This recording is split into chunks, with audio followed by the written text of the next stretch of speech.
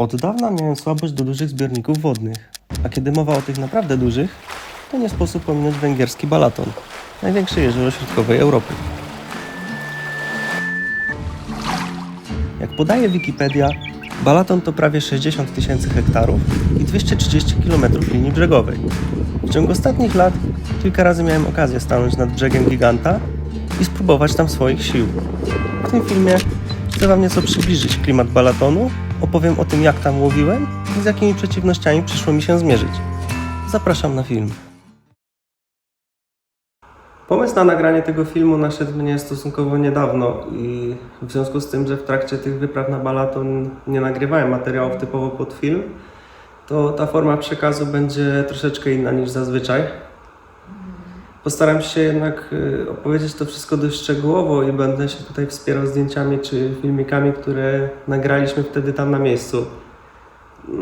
Niestety czasami będą to filmiki pionowe, bo często były to treści, które dodawałem gdzieś na Instagram czy inne social media, ale myślę, że w dalszym ciągu, chociaż dla części z Was, będzie to interesujący materiał. Pierwsze spotkanie z Balatonem to była dość spontaniczna decyzja.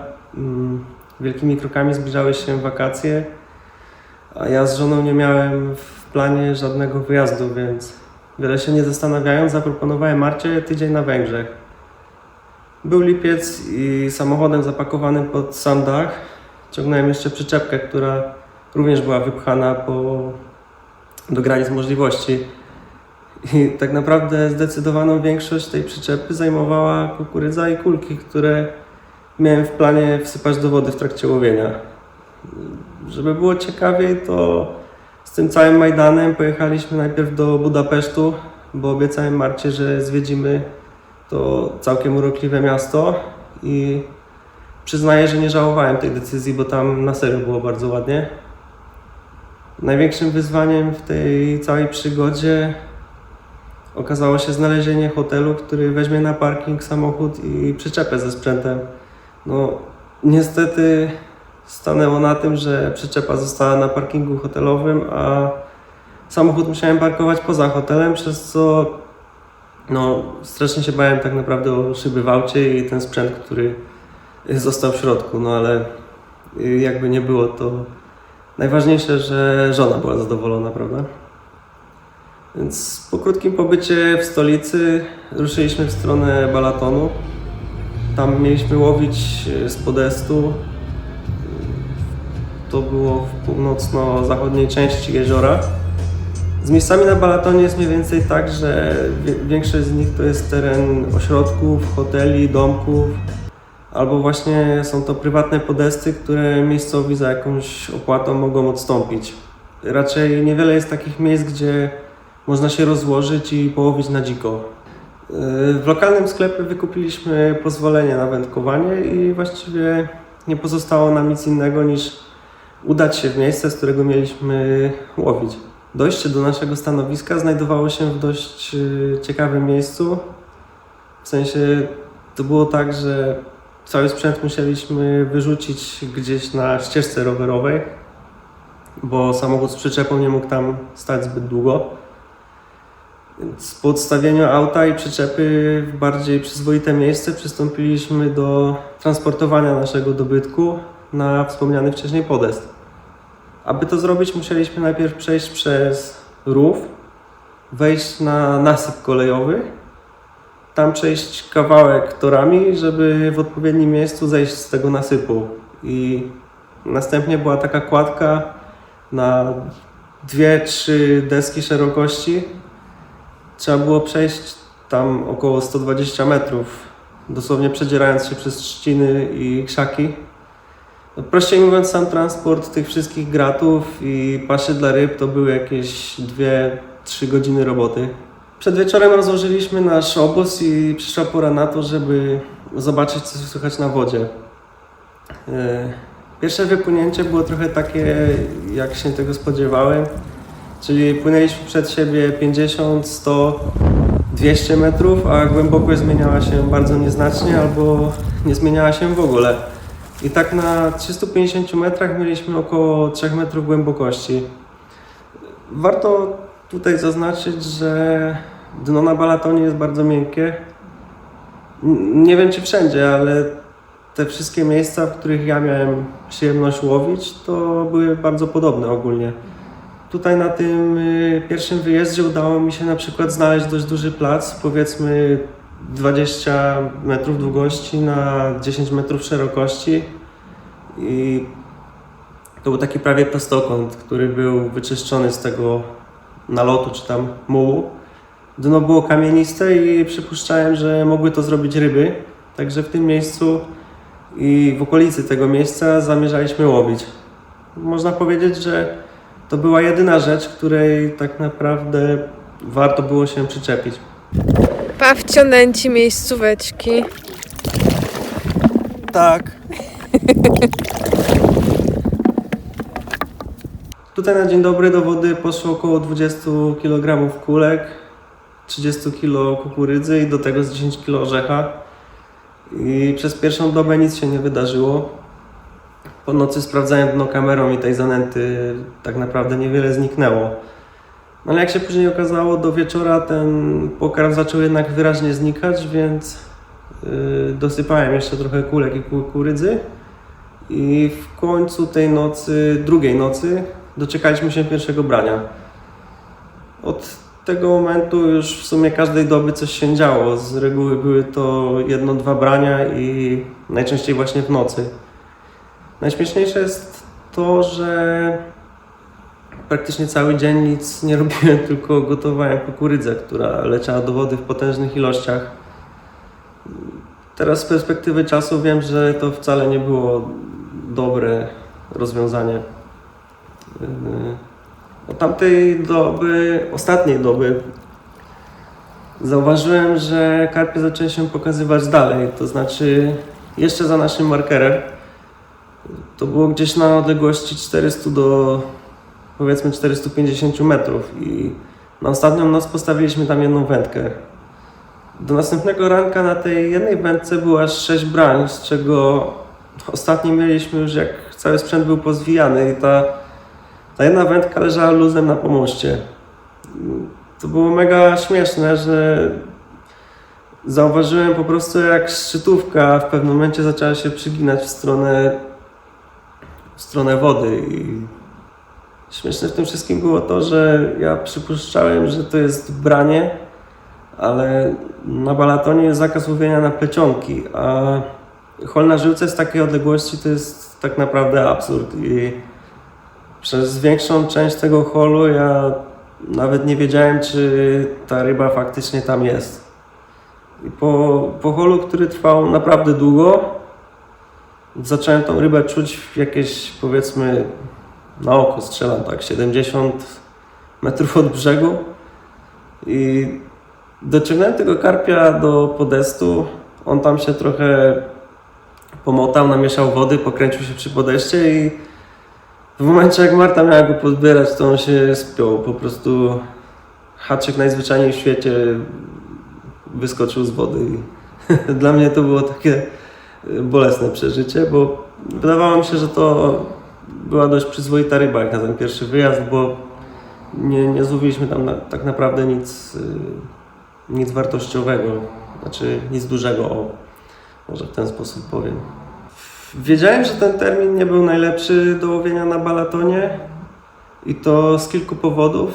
Był to okres letni, więc wszelki ruch wodny jakby nie powinien być zaskoczeniem, ale z uwagi na upały i te niewielkie głębokości ta ryba często schodzi w głębsze partie i po prostu bardzo cofa się spod brzegów.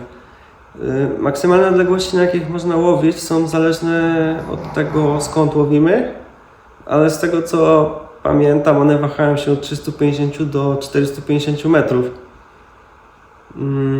Więc nie zawsze jakby ta ryba jest w naszym zasięgu, nie? A przynajmniej ta duża. Jakby nie było, jeżeli ktoś zamierza pojechać tam z nastawieniem tylko i wyłącznie na karpie, to lato nie jest dobrym pomysłem.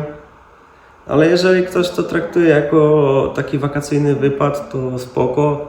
Dookoła Balatonu jest kolej i ścieżka rowerowa, także spokojnie można połączyć łowienie ze zwiedzaniem. Można trochę pojeździć na rowerze czy też na rolkach.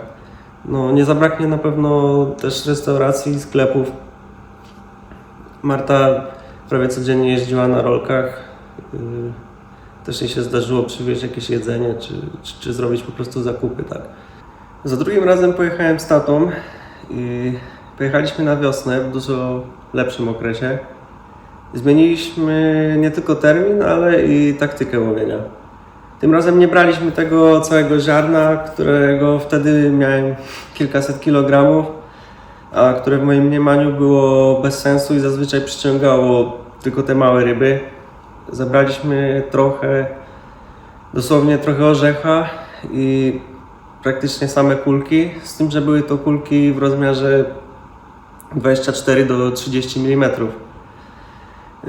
Tym razem pod każdy marker daliśmy po 3 do 5 kg kulek, a zestawy kładliśmy troszeczkę obok nęconego i już bezpośrednio na zestaw dawaliśmy dosłownie kilka garści kulek, ale tylko w rozmiarze 30 mm. Po niecałej dobie mieliśmy pierwsze branie i trafił się taki karp w okolicach 13 kg. I druga nasza ryba wzięła dosłownie chwilę później, bo wracałem pontonem i z tą pierwszą rybą i w tym momencie było branie. Także ten odstęp czasu był naprawdę niewielki i ta druga ryba ważyła już 19 800. Byliśmy bardzo blisko tych upragnionych 20 kg, bo ja obiecałem sobie, że na Balaton będziemy jeździć tak długo, aż ktoś z nas te granice przekroczy i prawie się to udało w ciągu pierwszej doby na drugim wyjeździe. Worek z karpiami rozwiązał się na dobre i tych brań stopniowo było coraz więcej. Robiliśmy tak, że te mniejsze karpie często wypuszczaliśmy prosto z pontonu i od razu kładliśmy zestaw i wracaliśmy na podest. Co ciekawe, tym razem praktycznie wszystkie brania mieliśmy w dzień, a w nocy mogliśmy troszeczkę odpocząć. Początek wyprawy to była naprawdę świetna pogoda, bo było umiarkowanie ciepło, wiaterek i jeszcze do tego ryby bardzo współpracowały.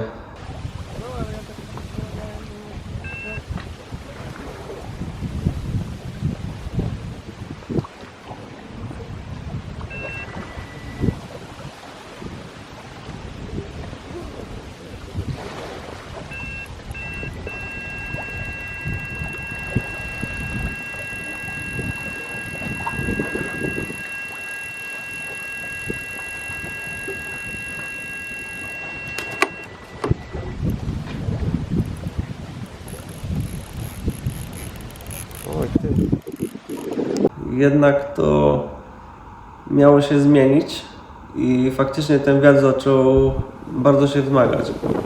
Przyszły chmury, a z chmurami deszcz, z nieba trochę popadało. Najważniejsze, że fala była w naszym kierunku i można powiedzieć, że to były wręcz wymarzone warunki do łowienia, bo jak wiadomo, na tych dużych zbiornikach, zresztą pewnie nie tylko tam, zawsze fajnie jest, jak ten wiatr wieje w naszą stronę. Tutaj jednak nie cieszyliśmy się z tego długo, bo w pewnym momencie te fale były już tak wielkie, że wypłynięcie na wodę byłoby samobójstwem i to dosłownie. Problem był taki, że jeszcze gdzieś w połowie drogi między markerami a naszym podestem coś było w wodzie i przyciągnięcie ryby do brzegu było praktycznie niemożliwe. Tam też było sporo muszli. Generalnie hol do brzegu to była straszna ruletka, a szkoda, żeby te setki metrów żyłki zostawały w wodzie. Szczególnie jak po drugiej stronie był karp, prawda?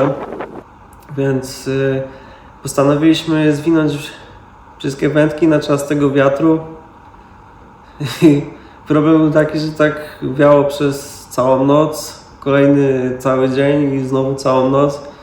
I tak naprawdę dopiero po 2 dobach byliśmy w stanie podjąć to ryzyko i wypłynąć.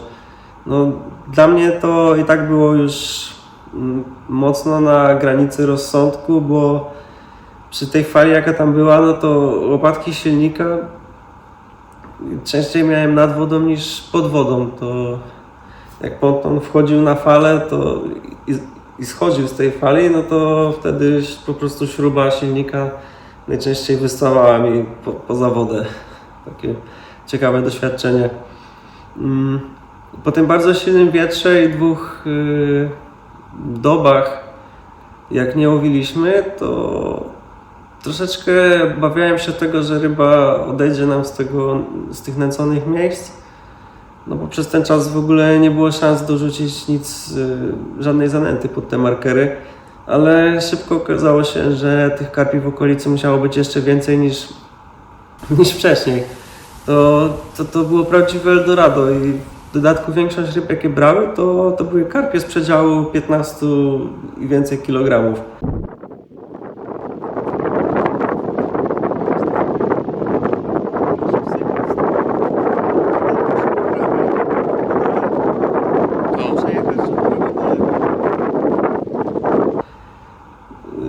Ta zasiadka była taka, że mieliśmy tam być 8 dni, a byliśmy w sumie 6, bo może to nie będzie profesjonalnie brzmiało, ale skończył nam się towar po prostu.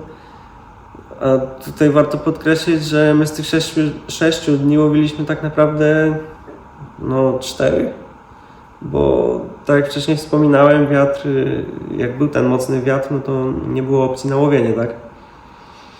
Więc w tym dalej mocnym wietrze i fali, jaką tam powiedzmy byliśmy w stanie zaakceptować, wywoziliśmy już tylko 2, czasem 3 wędki z 4, jakie mieliśmy, a ostatecznie i tak wyciągnęliśmy ponad 40 ryb. Pod sam koniec to właściwie były same karpie pomiędzy 16 a 18 kg i pomiędzy nimi trafił się znowu większy. I kiedy myśleliśmy, że przekroczymy kolejny raz tą granicę 20 kg, to wskazówka wagi zatrzymała się na 19,5. Także kolejny raz było blisko i to na jednym wyjeździe.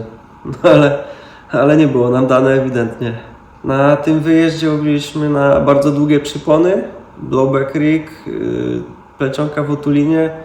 Haczyk to był najczęściej longshank numer 4 albo fang X w rozmiarze 2, do tego kicker i na włosie kulka 30 mm. To się sprawdzało, więc na wszystkich wędkach było to samo, bo jeżeli to dawało efekty, to po co kombinować, tak? Zwłaszcza, że wydaje mi się, że ciężko byłoby wycisnąć z tego coś więcej. I tak naprawdę jedyne, co chodziło mi po głowie, żeby zmienić, co ewentualnie mógłbym zmienić, to był rozmiar przynęty, bo myślałem o czymś w kalibrze 35 do 40 mm, ale na to nie byliśmy przygotowani. To była jedna z tych wypraw, której tak naprawdę nie chciałem kończyć, bo to było naprawdę niesamowite doznanie. Były takie momenty, kiedy już człowiek chciał po prostu odpocząć od brań, bo zdarzało się, że jak wchodziłem do pontonu, to przez kilka godzin z niego nie wychodziłem, bo po prostu nie nadążałem z wywózką wędek. Było branie, płynąłem po rybę, czy płynęliśmy po rybę, albo wracałem z rybą, a tato już na drugiej wędce holował kolejną rybę i naprawdę, bo to było bardzo intensywne doświadczenie. Kolejnym razem znowu wybrałem się z tatą.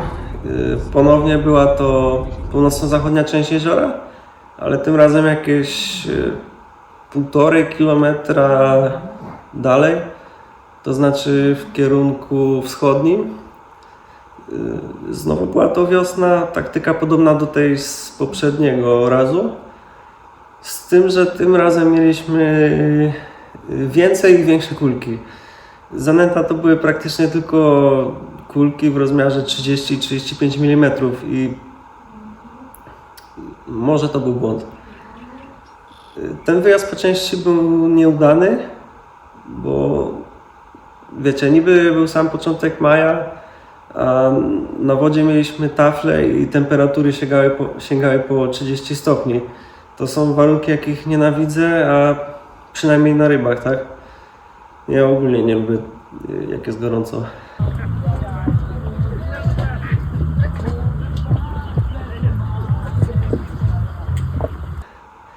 Więc tutaj na dnie mieliśmy podobną sytuację jak tam, czyli sporo mułu, ale tu też udało się znaleźć jakby coś ciekawego, a mianowicie w odległości 350 metrów od brzegu znaleźliśmy zatopioną łódkę.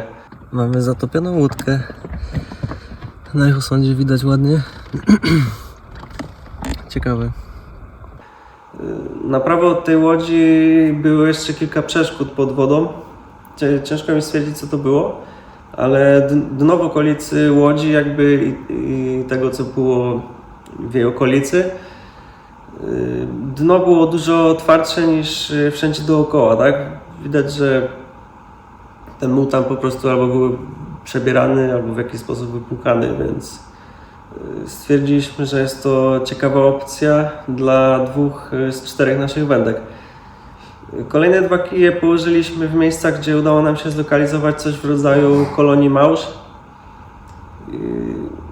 Ten wyjazd okazał się naprawdę dość wymagający, bo łowienie szło nam bardzo ciężko. Jak się okazało, karpie jeszcze były na tarle i przeławialiśmy jakieś naprawdę pojedyncze sztuki. Część ryb, jakie wyciągaliśmy, była bardzo pokaleczona i mieliśmy wrażenie, że to karpie, które wracały z tarła. W ogóle, jak dobrze pamiętam, to z okolic łódki mieliśmy zaledwie 3 brania, z czego trafił się jeden karp, taki dość specyficzny jak na balaton, no bo nie był to pełnołuski, tylko lustrzeń, ale tak bardzo mocno pokaleczony niestety. Fakt był taki, że w prognozie pogody był cień szansy. Zapowiadała się jakby powtórka z zeszłego roku, czyli zmiana pogody. Wiatr ponownie zaczął wiać w naszym kierunku, przyszły chmury, przyszedł deszcz. Pamiętam, że wiało już naprawdę mocno i to był ten moment, że jeszcze byłem w stanie podjąć to ryzyko i wypłynąć, czyli coś jak na zasadzie rok wcześniej, tak? I właśnie w tym momencie na jednej z wędek w okolicy kolonii małż mamy odjazd. I z reguły, jeżeli na żyłce na tej odległości był odjazd, to była to ryba słusznych rozmiarów, więc bez chwili namysłu wsiadam do pontonu i płynę do tego karpia, modląc się przy okazji, żeby żyłka nie przetarła się o muszlę, bo prawie przez całą drogę ta ryba odwija mi żyłkę ze szpuli, więc naprawdę myślałem, że może to być przyzwoita sztuka, tak? Droga do ryby zajęła mi kupę czasu, bo znowu z każdą falą łopatki silnika wychodzą z wody i mielą powietrze. Także wiecie, jest noc, z nieba się leje, strasznie wieje i jeszcze ten silnik co chwilę wydaje taki charakterystyczny głośny dźwięk w momencie jak wchodzi albo jak wychodzi albo wpada do wody, prawda, na fali, więc to wszystko jakoś mnie tak trochę stresowało. Nawet nie wiem po jakim czasie w końcu zobaczyłem strzałówkę, więc wrzuciłem do wody kotwicę i tam zaczęła się walka. Przypuszczałem, że to będzie duża ryba, bo było czuć jej masę, prawda? Jeszcze te fale dookoła. Ta ryba kilka razy odjechała mi na naprawdę dużą odległość od pontonu, więc z obawy przed utratą w jednej ręce tu trzymałem wędkę, tak, a drugą ręką starałem się po prostu wciągać kotwicę i wkładałem sobie linę w zęby i przyciągałem dalej kotwicę. I taka sytuacja zdarzała mi się kilkukrotnie i w końcu udało mi się wciągnąć tego karpia do podbieraka. Już wtedy wiedziałem, że to jest ta ryba i że ona choćby nie wiem co przekroczy te upragnione 20 kg. Taki ogon.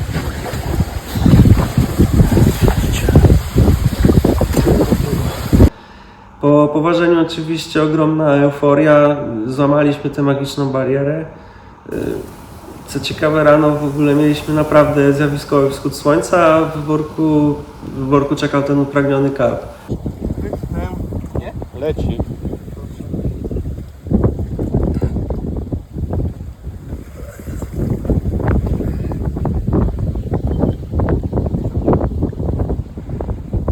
Dobrze, fajnie.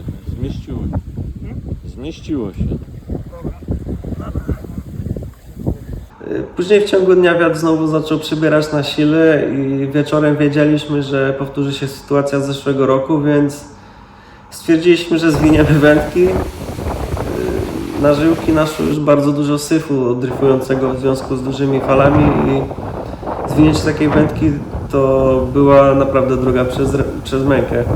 Jest ciekawe, w ogóle na jednej wędce, którą tato zaczął zwijać, okazało się, że był tam karp. Ja nie wiem, jakim cudem dociągnął go do brzegu, ale się udało, tak.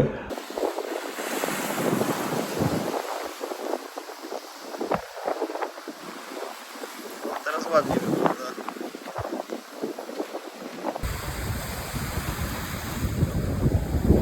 Na tym wyjeździe mamy trochę krótszą absencję w łowieniu, bo to tylko noc i cały dzień. Z tym, że z falami było znacznie gorzej niż poprzednio i do teraz nie wiem, jakim cudem ten podest to wytrzymał, bo do niego łańcuchem przypięta była łódź i jak fale szarpały tą łodzią, to myśleliśmy, że ten podest się rozleci naprawdę.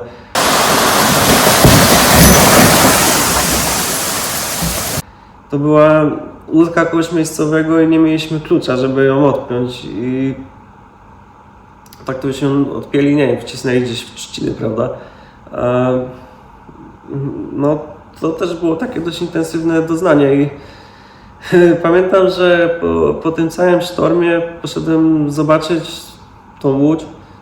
Przy łodzi był taki, w prawo odchodził jakby następny podest i jak wszedłem na ten podest, to on się pode mną zarwał, bo po prostu tak to było wzruszone przez tą łódź. No. Udało mi się zmoczyć wszystko. Ta część podestu nie przetrwała tej próby. Po sztormie wywieźliśmy wędki, całe dno było bardzo wzruszone. Pojawiło się bardzo dużo syfu w wodzie. Były to patyki, stare trzciny. To najczęściej było porośnięte racicznicą, która skutecznie cięła nasze żyłki. Czasami zdarzało się tak, że ucinało nam żyłkę zaraz za szczytówkami. I wiecie, musiałem tej żyłki szukać później, żeby nie zostawiać jej w wodzie, prawda? Bo takie ilości żyłek to jest zabójstwo dla ryb, ptaków, dla zwierząt. Tak, przy zwijaniu takie cudo wcięło się w plecionkę. W strzałówkę. Dziwne, że wytrzymało, muszę przyznać. Niestety później pogoda wróciła do stanu z początku tygodnia. Wrócił też upał i wróciła tafla na wodzie. Jak nie trudno się domyślać, ilość brań też spadła, tym razem praktycznie do minimum. I chociaż do końca wyprawy już niewiele się działo, to i tak byliśmy spełnieni, prawda? No bo nasz jakby cel został osiągnięty.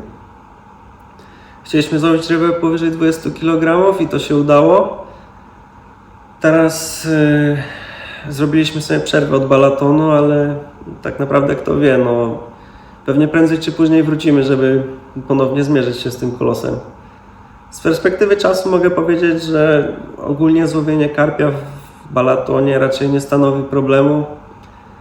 Tych ryb jest tam naprawdę setki ton i trudno jest złowić te duże ryby. Trzeba się jakoś przebijać przez te mniejsze. Problemem za to na balatonie mogą być na pewno wiatry, fale. To jest jezioro, które czasami bardziej przypomina rozszalałe morze. Myślę, że w tym filmie to wszystko, co chciałem Wam przekazać. Jeżeli mielibyście jakieś pytania, to śmiało piszcie w komentarzu. A ja się z Wami żegnam i dziękuję za oglądanie. Cześć!